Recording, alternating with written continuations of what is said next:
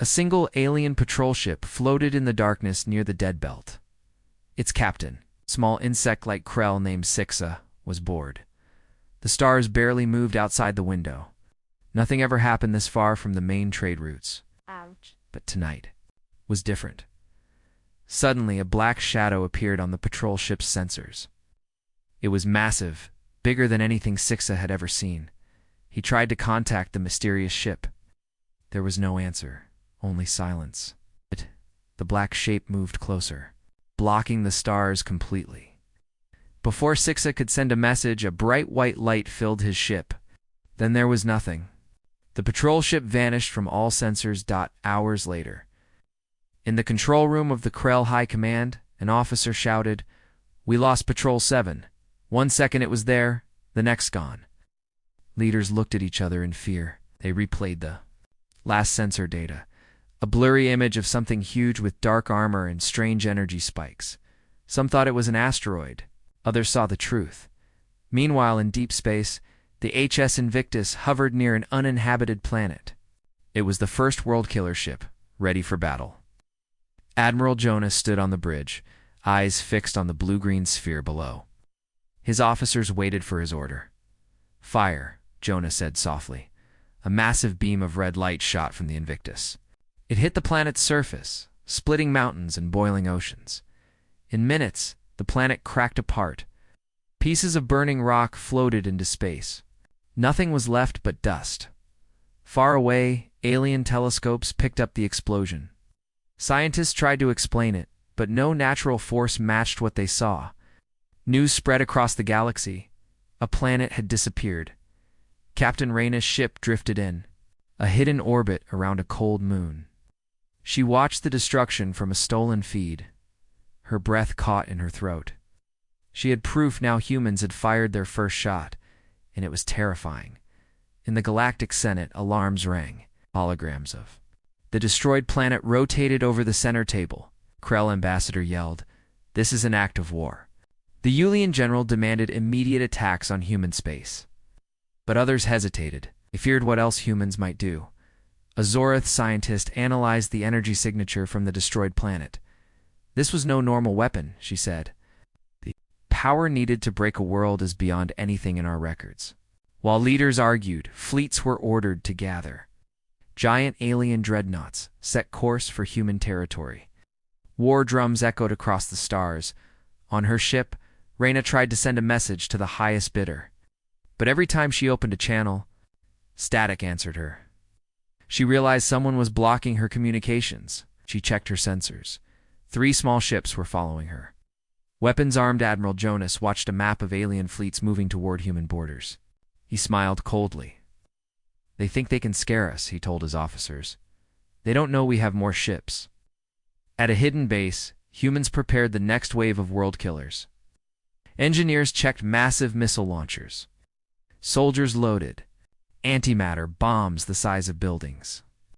Each new ship was more advanced than the last. On the edge of alien space, a small scout ship from the Zorath Empire floated among the asteroids. Its crew recorded strange shadows moving silently. One by one, these shadows grew larger, till the scout ship's captain realized he was surrounded by black ships. Before he could escape, a beam of red light cut his ship in half. Zorath never heard from their scout again. Panic spread. Alien news channels showed shaky videos of giant black ships drifting like ghosts. Rumors grew faster than the truth. Some said humans had fleets bigger than entire star systems. Others believed humans had weapons that could kill stars themselves. The Senate called for emergency talks, but no one trusted each other. Old rivalries flared.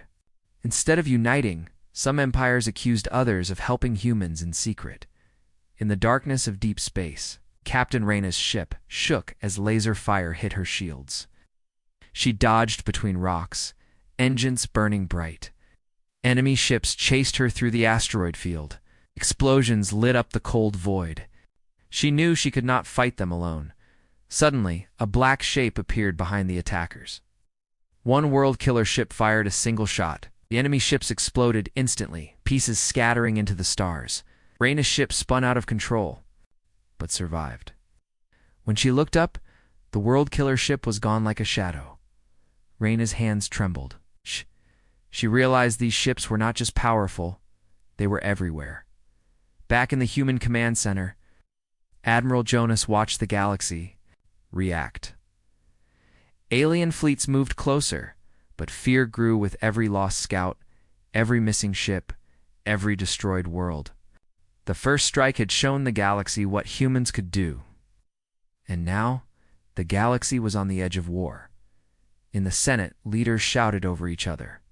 "They must pay," one screamed. Another yelled, "We need proof before we attack." ... Deep down, they all knew. The old balance of power was broken forever. The humans had made the first strike in the void and nothing would ever be the same again. The Galactic Senate was in chaos. The Grand Hall, once silent and majestic, now echoed with angry voices. Holograms of burning planets and destroyed ships floated above the table where the leaders of the empires met. Fear shone in every eye. "Lord," Veska the Zorath slammed his claws on the table. "Humans have attacked a neutral world. They must pay now." His voice echoed in the chamber, sharp and furious. The Krell ambassador hissed, "You want war? But we don't even know how many of these ships they have." An Yulian general stood up, his metal armor clicking. "You know enough," he said coldly. "They have world killers. Even one is too many." Every empire had spies sending reports. Every hour, more ships disappeared near human space. Some scouts reported black shadows the size of moons drifting quietly among stars. Others went silent before they could send any details. Fear turned to suspicion. Accusations filled the room. "Your empire helped the humans build these ships." One Krell shouted at Azorth Lord. "No. It was the Yulians who sold them the reactor designs." Azorth shouted back. The Senate guards watched helplessly as leaders pointed fingers. Instead of uniting, the empires fell deeper into distrust. Meanwhile, Captain Reyna floated in the dark, her ship hiding behind a small frozen moon. Her engines were damaged and oxygen was low. She played the stolen recordings of the first attack over and over, watching the world split apart under the human beam weapon. Each time it felt more real. She tried to send the data to someone, anyone, but static was all she heard. She realized she was completely cut off. If she died out here, the truth would die with her. Back on Earth, Admiral Jonas stood in a room with dark steel walls. Around him, officers reported movements of alien fleets. Jonas watched the glowing red lines on a 3D map showing hundreds of ships moving toward human space. "Are the world killers in position?" Jonas asked. "Yes, Admiral," a commander answered. "All 7 ships are armed and waiting." Jonas nodded slowly.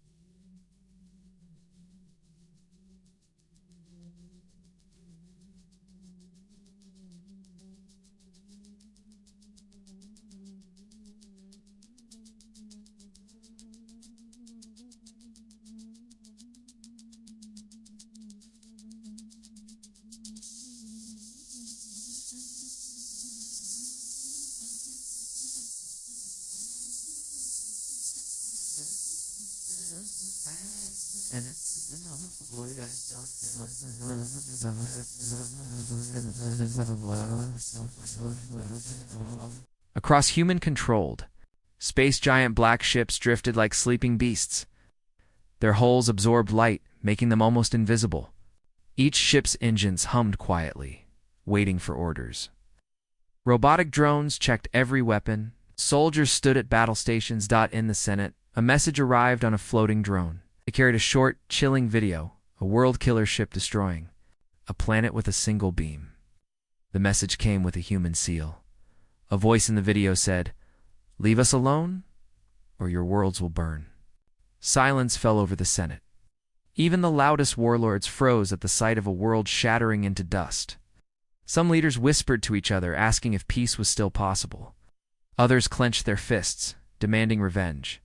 An old Krell senator stood slowly. Her voice trembled, but everyone listened. "We stand at the edge of a knife," she said.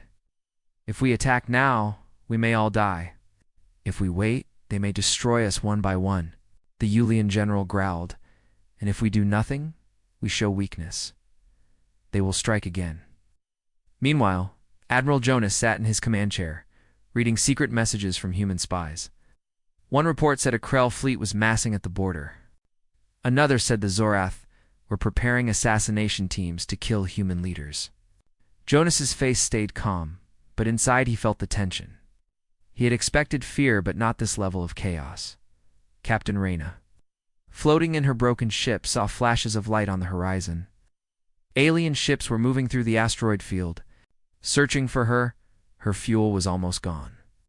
She checked her hidden data crystal again. It was still safe, but she had no way to send it. She whispered to herself, "I can't die out here." Not before the galaxy knows. On the Senate floor, the arguments turned violent. Krell guards pushed Zorath aides. Yulian soldiers stood ready with energy rifles. Holograms glitched as leaders shouted over each other. Suddenly, alarms blared through the Senate chamber. Red lights flashed. Drones zipped in, projecting a live video of a massive human fleet moving toward the neutral zone. The World Killers were leading the charge, human ships entering the buffer space. A Senate guard shouted. Panic erupted. Some leaders ran for their ships. Others screamed for immediate attacks. The fragile alliances between empires shattered in seconds. Everyone prepared for war. Far above them in the darkness of space, the HS Invictus and its sister ships spread into attack formations. Their engines glowed like small suns. Massive cannons turned slowly, targeting alien fleets gathering on the edge of human space. Admiral Jonas stood and raised his hand. "Send a message to the galaxy," he said. Dad! "Tell them we do not want war. But if they come for us, we will finish it." In every corner of the galaxy, ships powered up weapons. Soldiers readied for battle. Leaders made final calls to families. In the center of it all, shadows moved over the Senate, as the galaxy's fate hung in silence before.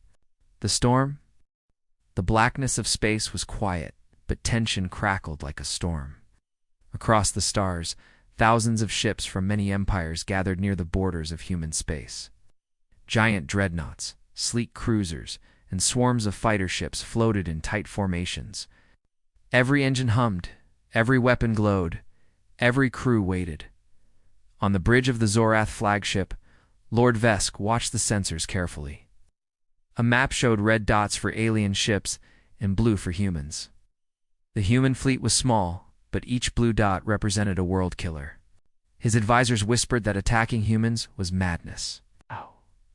But he clenched his claws around his chair. "Prepare weapons," he ordered. "We cannot let them control the galaxy." Meanwhile, in the hidden asteroid field, the human fleet held position.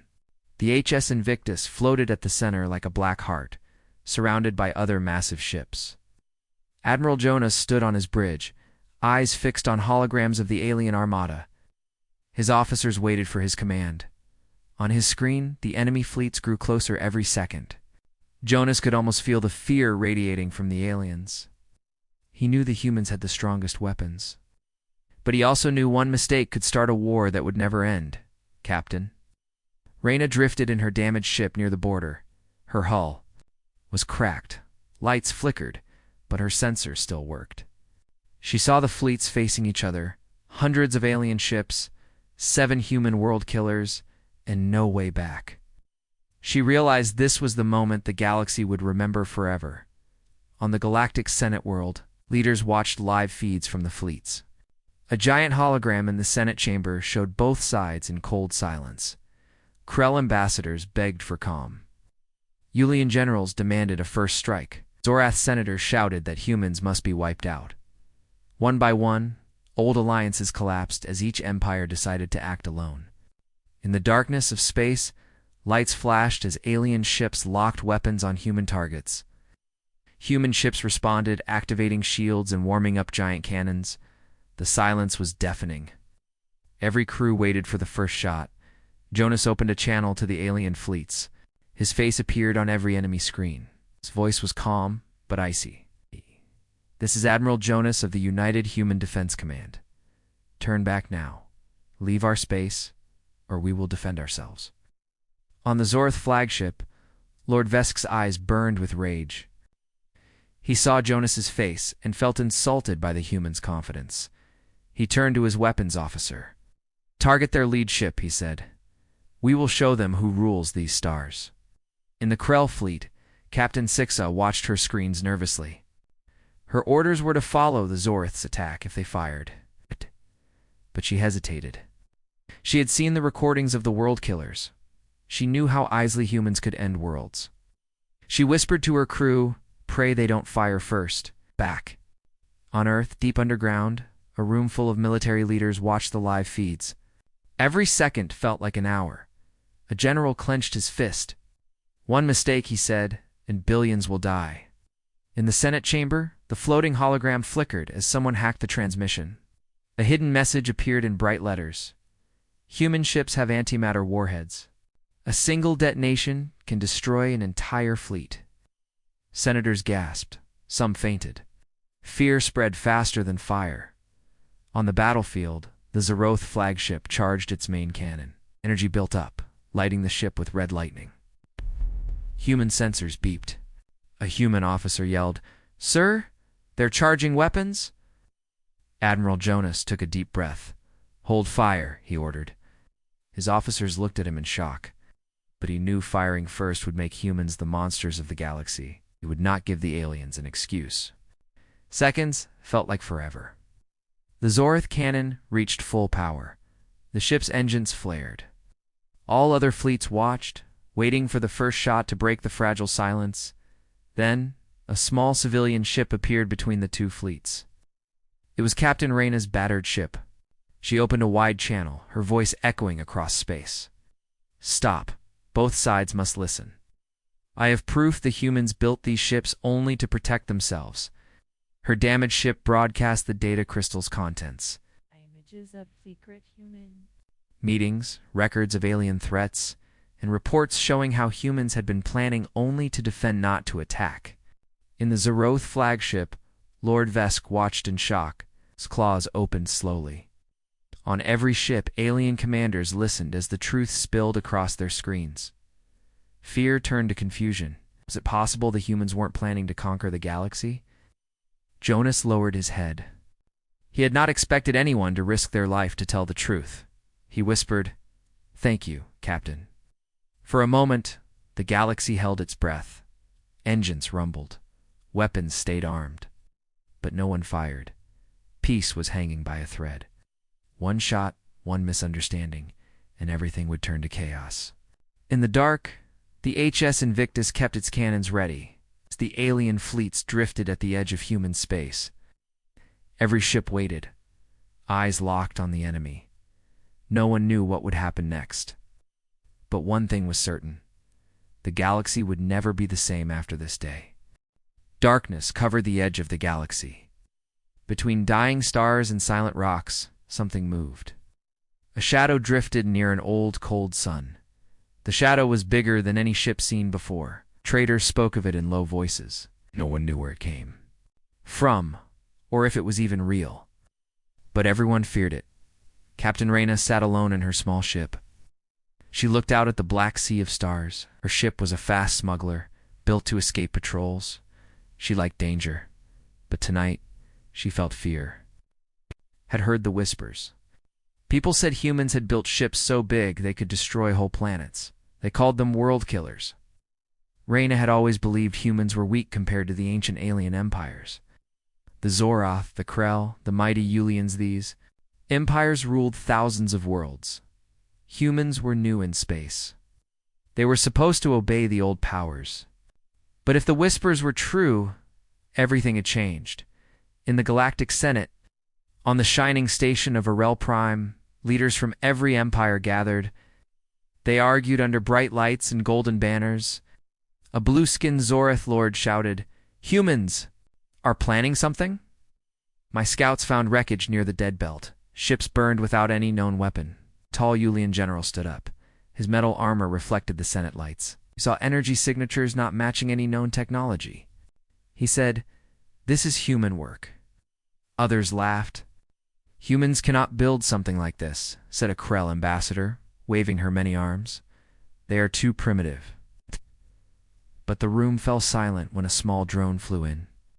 It projected a fuzzy image in the air, a black silhouette of a massive ship hiding among asteroids. It was unlike any known design. Its hull was dark and smooth, and it was the size of a moon. Captain Reyna received a secret message from an old contact. It was just 2 words. "They know." She knew it meant the aliens had started to suspect the truth. She set her course for the asteroid field, where the secret shipyards were rumored to exist, as her ship jumped into hyperspace. She remembered the first time she heard the whispers. It was in a dirty bar on Mars, from a drunken engineer. "They're building something," he said, his eyes wide with fear. "Biggest ships ever made. Engines that can break suns. Weapons that can erase worlds." Renard didn't believe him. Now, she wondered if it was all true. Far across the galaxy, in a hidden human command center, Admiral Jonas stood before a group of officers. Screens showed maps of alien empires, blinking with red dots. He spoke in a cold voice. "The aliens think we are weak. They do not know we have prepared for this day." A young officer raised his hand. "Sir, what if they find out before we finish?" Admiral Jonas looked at him with icy eyes. "Then we strike first." Above them, the sky was filled with dark shapes, half-built ships so huge they looked like small planets. Giant engines hung silent, waiting for orders. Massive weapons glowed faintly in the dark. These were the world killer ships, built in secret. No alien knew they existed. On a border world called Cyrax, an alien freighter drifted through space. Its crew joked about human traitors, but their laughter stopped when they saw a strange shadow on their radar. Something enormous blocked the stars. Then, in one bright flash, the freighter was gone. No distress signal. No debris. A week later, rumors of the vanished freighter spread like fire. Merchants whispered in spaceports. Soldiers checked their weapons twice. A cold fear settled over the galaxy. Meanwhile, Captain Reyna arrived at the asteroid field. Floating rocks the size of cities drifted around her. She turned off her lights and moved slowly. Deep inside the field, she saw them, dozens of black ships, each one larger than any alien dreadnought. Workers in small crafts welded armor. Robotic arms carried giant cannons into place. Reyna's hands shook. She recorded everything. If she got out alive, she could sell this information for a fortune or warn the galaxy. But a voice crackled through her radio. "Unidentified ship, you are in a restricted zone. Power down your engines." Reyna's heart pounded. She pushed her engines to full power, dodging between rocks. Red lasers flashed behind her. Asteroids Exploded in silent fire. She knew if she was caught, she would disappear like the freighter. In the Senate, panic grew. A secret report said a listening post near human space had gone silent. The last thing they heard was a message. "They're coming." Admiral Jonas watched reports flood in. He smiled. "Let them fear," he whispered. The stars were no longer safe, and the galaxy would soon learn the truth. Humans had built ships so powerful they could wipe out entire empires, and they were ready to use them. The small cargo ship drifted in empty space, its lights turned off to stay hidden. Inside, Captain Reyna checked the stolen data crystal again. It glowed blue in her hand. The files inside were shocking. They showed humans had built secret shipyards hidden deep in asteroid belts. These were not ordinary shipyards, they were. Making ships bigger than anyone had ever dreamed. Reyna's hands were cold as she scrolled through images of the blueprints. One ship had enough firepower to crack a planet's crust. Another carried weapons that could turn a star into a black hole. She had always thought humans were weak in space, but now she knew the truth. Humans had planned this for years. On the shining capital world of the Zorath Empire, Lord Vesk stood on his balcony, looking out over tall spires and purple skies. He held a secret report in his claws. His spies had found evidence of a human plan called Project Eclipse, described. A fleet of world killer ships that could destroy any empire in days. Vesk turned to his advisor. How could humans hide this? He asked, his voice trembling. We watched them. We controlled them. The advisor shook his head. They worked in places no one cared about. Small mining colonies, empty asteroid fields. They built ships, piece by piece, hiding them in shadows. Meanwhile, on Earth, in a dark command center deep underground, Admiral Jonas watched holograms of the shipyards. He listened as engineers reported the final stages of construction. Giant engines roared to life. Massive cannons rotated, testing their aim. The Admiral knew the galaxy was almost blind to their secret. But he also knew spies were everywhere. A tall woman in a black uniform approached him. Sir, we lost a data crystal to a smuggler, she said. Jonas's eyes narrowed. Find her, kill her if you must. In space, Captain Reyna's ship shivered as she powered up the engines. She had to get this data to someone powerful enough to stop a war, rich enough to pay her. But every jump she made brought enemy. Eyes closer. Already, sensors showed small ships tailing her. In the Galactic Senate, fear spread like a storm. A meeting was called in secret. Alien leaders sat in a dark room, their faces lit only by a single floating light.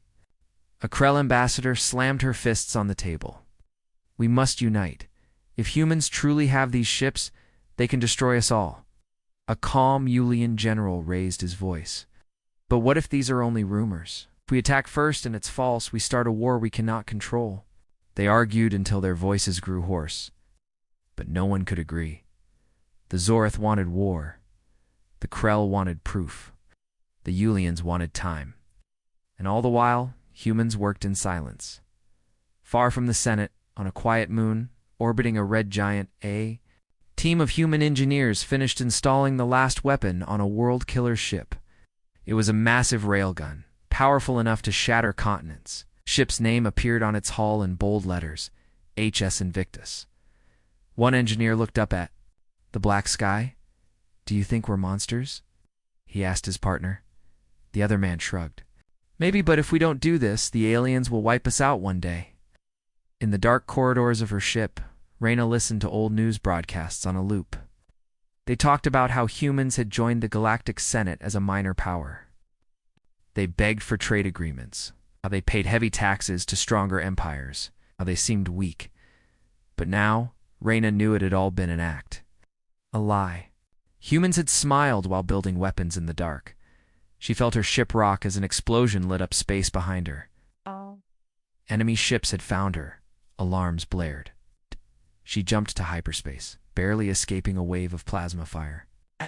But her fuel was low, and her ship was damaged. She knew she could not run forever. Back in the Senate, panic grew. Another report arrived from a spy.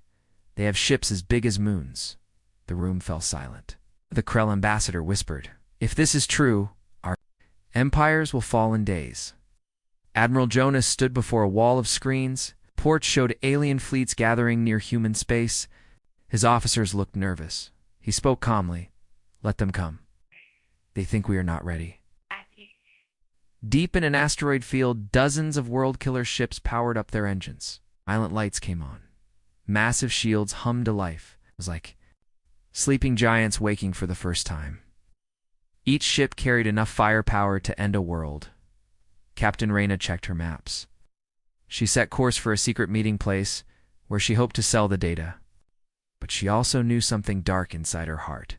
If humans had this power, maybe the galaxy deserved to fear them. Above her, stars glittered coldly. Somewhere out there, fleets were preparing for war. And in the shadows of forgotten asteroids, humans finished their blueprints of annihilation. Silence hung across the stars. Between the massive alien armadas and the black world killer ships, Captain Reyna's small, broken vessel drifted like a leaf in a storm. Her message had stopped the fleets for now, but the silence felt fragile. Like thin ice, ready to crack, On the Zoroth flagship, Lord Vesk stared at the data streaming across his screen. The recordings showed humans building the world killers. But every file also revealed human spies discovering alien plans to invade Earth. The humans had not started this. They were reacting. His anger cooled, replaced by doubt. He turned to his second-in-command. What if we've been lied to? What if someone wanted us to fight across the alien fleets? Other commanders asked the same question. Messages flew. Between ships of different empires, could it be true that a hidden hand pushed them into war? Old enemies began to speak quietly, sharing what they knew. In the Krell fleet, Captain Sixa felt relief. She had feared a hopeless war. But peace seemed possible if only leaders chose it. On the HS Invictus, Admiral Jonas watched the alien fleet shifting. Some ships backed away slightly, others powered down weapons. A few still aimed cannons at the humans, but hesitation showed. Jonas turned to his officers. Maintain alert status, he ordered, but do not fire. If peace is possible, we must try. Captain Reyna floated in her cockpit, weak but determined. Alarms beeped around her. Her ship was almost out of oxygen. She coughed, feeling lightheaded. But she opened another wide channel, her voice shaking. To all fleets, she said, look at the evidence. Someone has been planting lies to start this war. If we fight, we all lose. Her message reached the Senate, where chaos still reigned. Senators shouted, but a few brave ones stepped forward, calling for calm. On the Senate floor, the old Krell. Senator raised her voice. Listen to the human woman. We must find who set this trap. In the shadows of the Senate, a figure in a hood watched everything. His plan was unraveling. It sold information to both sides, feeding each empire stories of betrayal. He wanted the galaxy to burn so he could seize power among the ashes. Now, with Reyna's broadcast, everything was falling apart. The hooded figure slipped away, vanishing into secret tunnels below the Senate. But not before a spy drone spotted him. Back in space, a sudden movement shattered the fragile peace. Yulian destroyer, jittery and scared, fired a missile at a human scout ship. The missile streaked across the dark void. Admiral Jonas's officers yelled, "Incoming missile! Akana!" On the HS Invictus defense turrets activated. A bright blue laser sliced the missile, exploding it harmlessly far from the human fleet. But tension snapped like a broken wire. Alien ships locked weapons again. Human cannons charged with a low hum. Stand down, Jonas barked into the channel. That was a mistake. Don't fire. But on the Zoroth flagship, junior officers panicked. One yelled, the humans fired first. Another shouted, we must avenge them. Weapons locked. Engines roared across fleets. Captains yelled conflicting orders. Some ships began to retreat. Others prepared to attack. Space itself felt like it was holding its breath, seconds from total war. Captain Reyna gasped for air. Her ship's life support failed. Frost spread across her windows. She struggled to stay conscious. Her last thoughts were of Earth, of peace, of the truth she had risked everything to share. At that moment, a bright flash appeared near Reyna's ship. A world killer had moved between her and the alien fleets. A tractor beam locked onto her small vessel, pulling it inside the massive black hole. The HS Invictus had saved her. On the bridge of the Invictus, Jonas watched Reyna's life signs stabilize on his screens. He felt a surge of hope. He opened a new channel, broadcasting the Senate's live feed, along with Reyna's recordings. Watch this together, he told both human and alien fleets. See the truth for yourselves? In the Galactic Senate, the hooded traitor's face appeared on every screen. The spy drone had caught him running. Senators watched in shock as evidence revealed how he sold lies to spark war. Alien and human commanders alike saw the same truth. One by one, alien ships powered down weapons. Engines cooled. Cannons retracted. Human ships lowered shields but stayed ready, cautious but hopeful. Captain Sixa let out a shaky sigh on her Krell cruiser. Lord Vesk slumped in his command chair, claws unclenching. Across the galaxy, fleets that had been seconds from battle now paused, waiting. In the Senate chamber, the old Krell senator spoke again, voice strong. We were fools to trust whispers of war. Let us not make the same mistake again. Admiral Jonas looked across the stars, knowing peace was still fragile. But for the first time, a path forward had opened a thin line of peace, shining in the darkness. The galaxy held its breath as silence settled over the two great fleets. Human world killers floated like silent titans among the stars. Alien ships drifted in tense lines. Across every bridge, eyes watched screens, hands hovered over triggers, but no one fired in the Senate. Panic had given way to shock. The traitor, once a trusted advisor to many empires, was unmasked. Holograms showed his secret meetings, his transmissions of lies, and his payments in rare metals and weapons. The senators felt anger rise. Guards seized him, dragging him before the assembly. The old Krell senator's voice shook with rage. You nearly destroyed us all, she shouted. Because of you, millions could have died. The hooded traitor lifted his head, a cruel smile on his face. You are all weak, he spat. The galaxy belongs to those who take it by force. Peace is for fools. In the shadows of the Senate hall, many senators realized how close they had come to losing everything. Old rivalries suddenly looked petty in the face of a truth. United, they could survive. Divided, they would fall far above the Senate world. On the bridge of the HS Invictus, Admiral Jonas stood tall. He saw alien ships slowly opening communication channels. One by one, their commanders appeared as floating holograms before him. Zorth, Krell, Julian, and others. Lord Vesk appeared first. His eyes were tired, but sharp. Admiral Jonas, he said in a low voice, we are prepared to discuss peace, but we must see proof humans will not attack again. Jonas nodded. We must know your empires will not invade our worlds. He replied firmly. If we do not build trust now, this will happen again. Captain Six's hologram flickered into view. She looked around at the other leaders. I suggest we form a council, humans and aliens together, to oversee the world killers. We cannot let these weapons be used freely, the Senate echoed with murmurs of approval. In space, tension eased as some ships began drifting backward, breaking formation. It was a small but powerful sign that war might be avoided. Captain Reyna, weak but alive in the Invictus medical bay, heard the discussion. She opened her eyes, whispering to the nurse beside her, Tell them we must not waste this chance. The message reached Jonas, who looked at Reyna through the medbay's live feed. He smiled faintly. She had risked everything, and now the galaxy might have a chance to heal. Back in the Senate, guards dragged the traitor to a high platform. Senators from every empire stood in a circle around him. One by one they declared their verdict, guilty of treason against the galaxy. Acentus was exile on a desolate prison moon. He screamed as guards pulled him away, but no one looked at him with pity. Jonas's voice came over the open channel. We will dismantle some of the world killer's weapons. In return, you will withdraw your fleets from our borders. Paused. If we must, we will keep enough power to defend ourselves. But humans do not want to conquer. There was silence. Then, Lord Vesk's claws clicked as he typed in his ship's controls.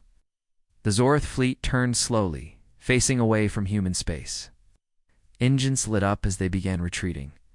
Next, the Krell ships powered down completely, drifting peacefully. Julian ships, still suspicious, held position a little longer, but finally began to pull back. On the HS Invictus, a cheer rose among the crew. Officers hugged, soldiers slumped in relief. They knew how close they had come to fighting a war that would have left no winners. Reyna heard the celebrations from her medbay bed. A tear slid down her cheek as she realized it was finally over, or at least it was a new beginning. In the Senate, leaders called for a new Galactic Council. This council would include human ambassadors for the first time in history. Together, they would watch for threats, share knowledge, and keep the peace. It would not be easy, but it was a start. As the fleets turned away from battle, space grew quiet again. Wreckage from past skirmishes drifted among stars, a reminder of what had almost happened. Admiral Jonas stood at the front window of the Invictus, watching alien ships leave. "Prepare to bring Reyna home," he told his crew softly. "She saved us all." Deep below the Senate, prisoners whispered of a new order rising in the galaxy. Merchants wondered if peace would bring new riches. Soldiers on every world laid down their weapons, hoping they would not need them again. In the dark of space, where so many secrets had been forged, hope flickered like a small flame. For the first time in many generations, humans and aliens looked at each other with something more than fear. They saw possibility. But everyone knew the galaxy was a dangerous place. Somewhere, in hidden corners of space, others watched these events unfold. Pirates, warlords, and old enemies. The struggle for peace had only begun. Peace had come, but it was not yet strong. Across the stars, human and alien ships turned away. From the brink of war, the world killers powered down their terrible weapons, drifting like sleeping giants. In every fleet, crews watched, tense but hopeful. On the HS Invictus, Admiral Jonas stood before a giant window, looking out at the stars. For the first time in days, he allowed himself to relax. "We were seconds away from destroying each other," he said softly to his officers. "Let's make sure it never happens again." Captain Reyna, her body weak but her spirit strong, stepped onto the bridge with the help of medics. She wore a fresh uniform, her eyes shining with determination. Jonas turned and smiled. "Welcome back, Captain," he said. She nodded, voice quiet but firm. "I wasn't going to miss this." Below them, the Galactic Senate assembled on a massive station orbiting the Senate world. Leaders of every empire gathered under one dome. A human delegation walked into the chamber for the first time in history. Some aliens glared with suspicion, others nodded with respect. The old Krell senator rose.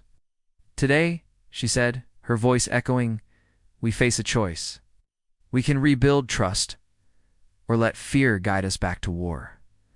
Lord Vesk stood next. His eyes were cold, but his words were clear. "My people are proud. We are ready to fight. But we see now that peace brings strength greater than any weapon." Admiral Jonas stepped forward, his hologram projected for everyone. "Humans will not kneel to anyone," he said calmly. "But we do not wish to rule others. We wish to build a future where we all survive." A ripple of whispers passed through the chamber. For centuries, aliens had believed humans were a threat waiting to explode. But now, they saw a people willing to fight, only a force stand willing to risk everything for peace. A motion passed. A galactic council would form immediately. With representatives from every major species, including humans, they would control the remaining world killers together, ensuring no empire could ever use them alone. As the council signed the treaty, new ambassadors shook hands. Cameras broadcast the moment across every world. Billions watched as enemies became partners, even if only for a moment. Far from the Senate, traders began opening new routes to Earth. Scientists from different species started to share knowledge. Soldiers in bunkers received orders to stand down. Children across dozens of worlds heard for the first time that peace had come. But in the shadows, whispers of fear still lingered. Some alien warlords refused to accept peace. Mercenaries wondered how they would earn money in a calm galaxy. On fringe worlds, pirates prepared to take advantage of new, unguarded routes. The Council knew peace would need more than words to survive. In orbit above Earth, the HS Invictus and the other world killers floated silently. Engineers worked to remove their deadliest weapons under the watch of alien observers. Some humans grumbled about giving up power, but most saw the wisdom in not keeping a blade to the galaxy's throat in the Senate chamber. The old Krell senator approached Admiral Jonas privately. Her eyes were sharp but kind. "Your people surprised me," she admitted. "Perhaps together, we can make something better." Jonas nodded. "We must. Or someone else will finish what that traitor started." Captain Reyna stood beside them, still pale but smiling. "The stars belong to all of us," she said. It's time we act like it." Far above, satellites broadcast the final scenes of the Senate agreement. The traitor who tried to start the war was seen one last time, being loaded onto a dark prison ship bound for a barren moon. His eyes burned with hate, but the galaxy turned its attention elsewhere. New agreements were signed, technology exchanges, shared defense patrols, and joint missions to explore unknown regions beyond the current borders. A sense of excitement spread with the fragile Pisan idea that together they could find wonders beyond anything they'd known alone. On the HS Invictus Bridge, Jonas watched reports come in from the far edges of human space. Trade ships moved without fear. Alien scouts requested meetings, not battles. Messages arrived from colonies long isolated, expressing hope they would now have allies among the stars. Reyna looked at Jonas. "It's not over," she said quietly. He nodded. "It never is. Peace needs work every day. But today, we took the first step." Together, they turned to the stars beyond the window. Fleets moved peacefully now, not for war, but for cooperation. Lights of ships and stations glowed like new constellations against the darkness. The galaxy was still dangerous. But in that moment, humans and aliens shared a fragile dawn one that could either lead to a golden age or collapse back into chaos. And for the first time, they had chosen to hope.